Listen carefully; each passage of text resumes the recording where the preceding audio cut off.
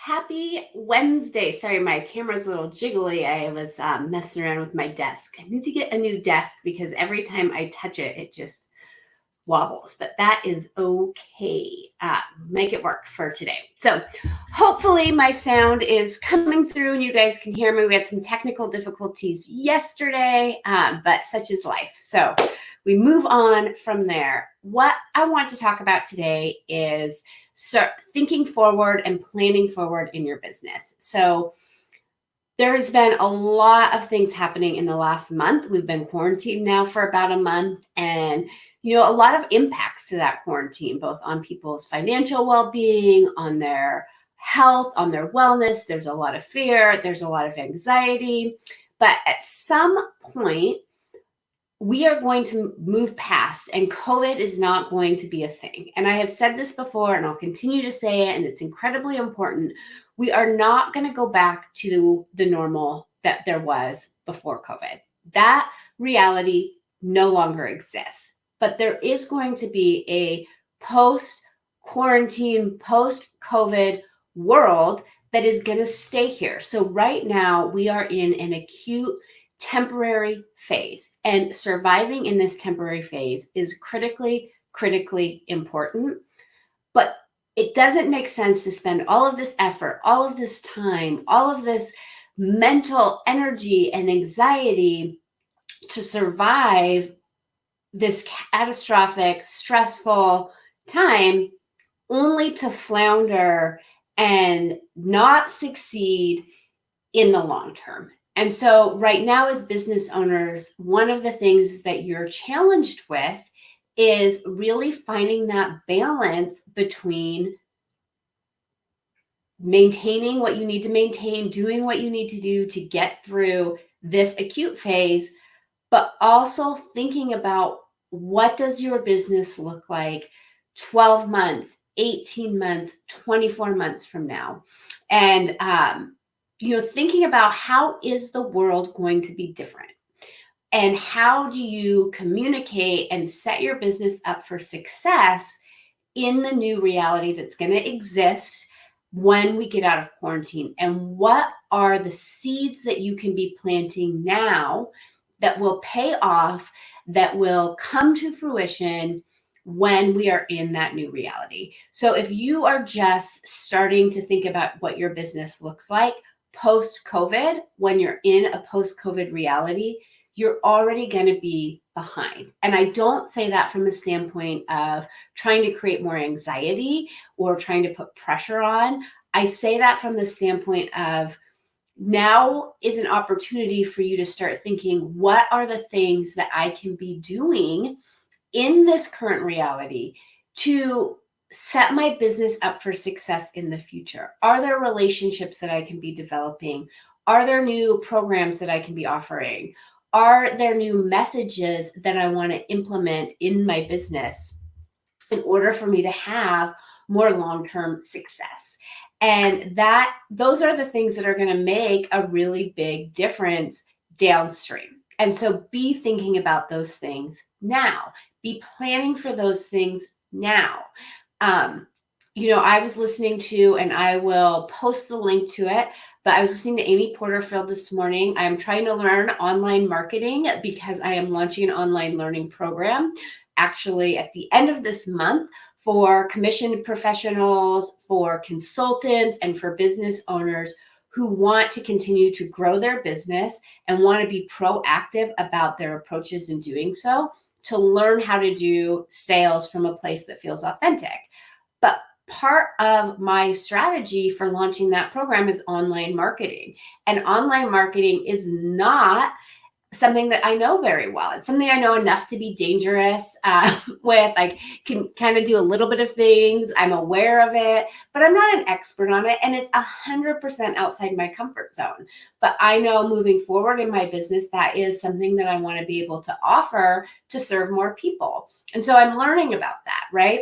But she was talking about a report that she read talking about consumer sentiment and really thinking about what does consumer sentiment not just look like now, but what does it look like in the next 12, 18, 24 months as a result of what's happening right now. And I'll put the link in for the report, but the report essentially talks about the fact that after this is over, there's a high likelihood that as a nation, as a world, as people, the effects of this are going to linger, not just from an economic standpoint, but mentally and emotionally. That we are going to be probably, in a sense, have some PTSD. And when we are in a heightened arousal state, when what we know to be true in the world has been ripped out from under us, we don't just bounce back and say, okay, great, everything's great, right? I mean, I think of this a little bit in a post 9/11 world, or, as kids, if your parents get divorced, it shatters the way that you think about the world. And from some sense of that, it shatters your sense of well-being and your sense of safety. And this is something that is going to impact consumer sentiment and the way consumers make buying decisions long into the future. So at least for the next 12, 18, 24 months.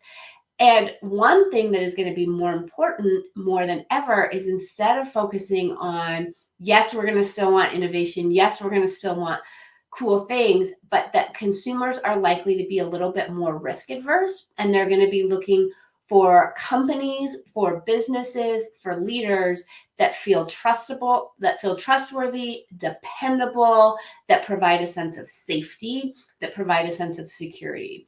And so as a business, how do you start thinking about the reality that's going to be in the future and start planting those seeds in your communications now?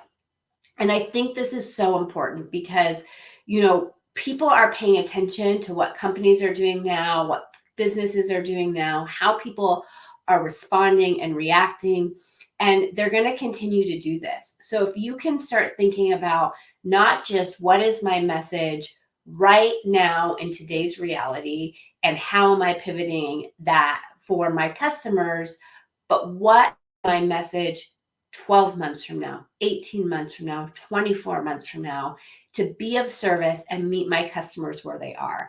And how can I start planning for that in the future? And it's really important because the plans that you put in place today are going to pay off and create the results that you have 12, 18, 24 months from now. One of the challenges that I see a lot in sales is, I talk about this revenue roller coaster that consultants, commission professionals, business owners often find themselves in, where, 1 month you're doing great, and then you're busy executing, and then you have that drop off, and then all of a sudden you start marketing again, and you start doing the things that were creating success, and then you start having success, and then you're busy executing for a while, things are great, and then you hadn't been planting those seeds, right? So we always need to be planning forward and thinking forward in our businesses, and planting those seeds and building those relationships and nurturing those relationships now. And you can do that in a way that doesn't feel overwhelming, that doesn't feel so burdensome, that doesn't feel like it's taking all of your time. So I want you to start thinking that, right now, yes, you have that acute phase that you're going through where you had to pivot your business, you had to pivot your offerings, you had to pivot your messaging towards now. But what's going to happen, your results in 3 months from now are going to be related to what's happening now. And so you have to start thinking about, okay, what do I need to be doing from 3 months from now? What does my business look like 3 months from now? What does my team need to be talking about 3 months from now? What conversations do I want to be having 3 months from now? And how can I put those foundations in place today? So when I talk about foundations, the foundations are always going to be, what is your process? What is your messaging? Right? So I always think about this from the standpoint of, who are you talking to? What are you saying to them? And how are you communicating that message? Right? If you can answer those 3 things, and what is it that you're offering? And how is it different than your competitors? And how is it going to be of service to your customers? If you can answer those 4 questions clearly and concisely and consistently, you are going to be well positioned in the future. But you have to take the time to ask yourself those questions now. You can't wait until you're in that moment. And what happens is, when we go through crisis, we have to put our heads down and hyper focus on the present moment. What's happening now? What's happening now? What's happening now? What do I need to do today? What do I need to do this week? Right? And you don't want to skip that step. But what you don't want to do is get stuck in that thinking in terms of the way you operate your business, so that 6 months from now, you're still operating from a crisis standpoint and you're still doing, what do I need to do today? What do I need to do today? Versus being proactive and planning for that future and thinking forward. So what I want you to do today is really spend some time thinking about, given the fact that we know that the impacts of COVID, not just economically, not just on our healthcare system, not just on, our economy, but collectively our consciousness as consumers will be shifted because of what we're experiencing right now. That we will all come out of this maybe a little bit more hesitant to eat at that buffet, right? Or to go on a cruise, or, and I'm being kind of silly, but, in bigger ways, we're also going to recognize that the world can change like that everything that you thought you need to be true can change like that.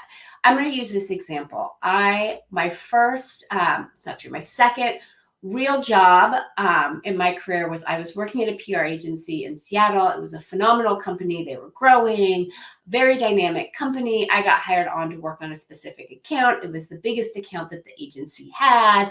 I was getting to do super cool things, traveling, talking to reporters at the New York Times. And I was like, this is awesome, right? Like, this is where I'm going to grow my career. And then something happened. And what happened was that company lost that account that I was working on. It was a huge account. The contract expired. They went to a different direction. And based on that, the company had to lay off probably about 5 to 10% of the agency. Now, I kept my job. I didn't get laid off, but people who had been there for 5-6 years that weren't working on that account did. And it was the first time in my life that I experienced this reality that, oh my gosh, you think you have a stable job, and then something changes that's not in your control, that has nothing to do with your job performance, what you did, how you showed up, and you could lose that job.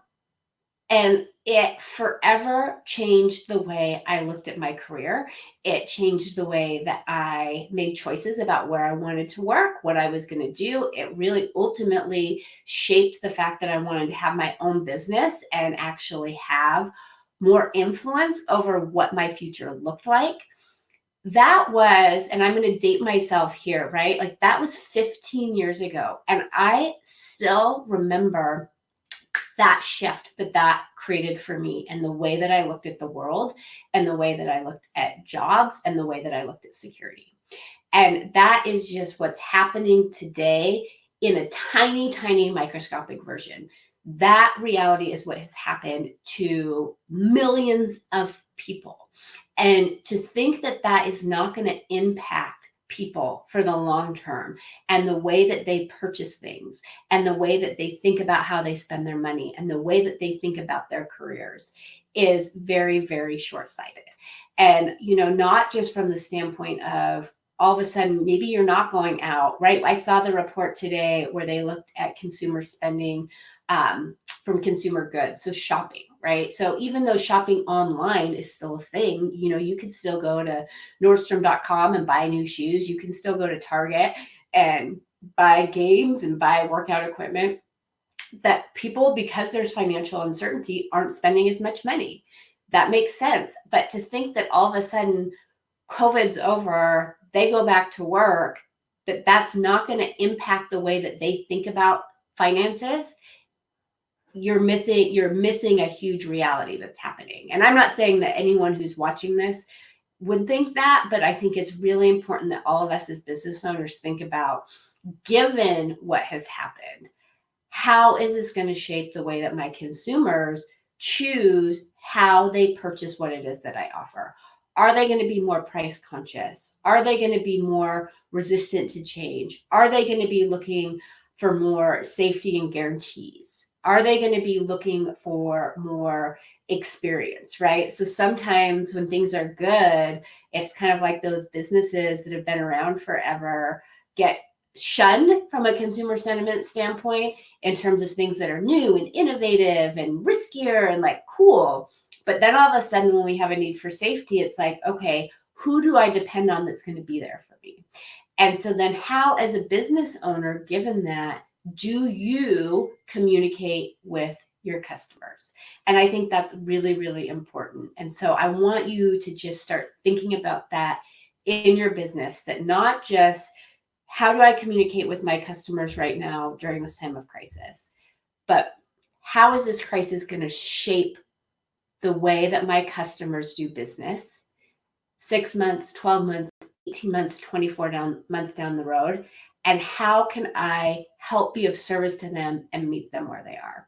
So start thinking forward and planning forward, because if you do that, you will be able to serve more people, and you will be able to be a bigger contributor to your community. You will be able to employ more people, and you will be better positioned to meet your people where they are. So don't wait until things get the all clear to start thinking about what the world's going to be different.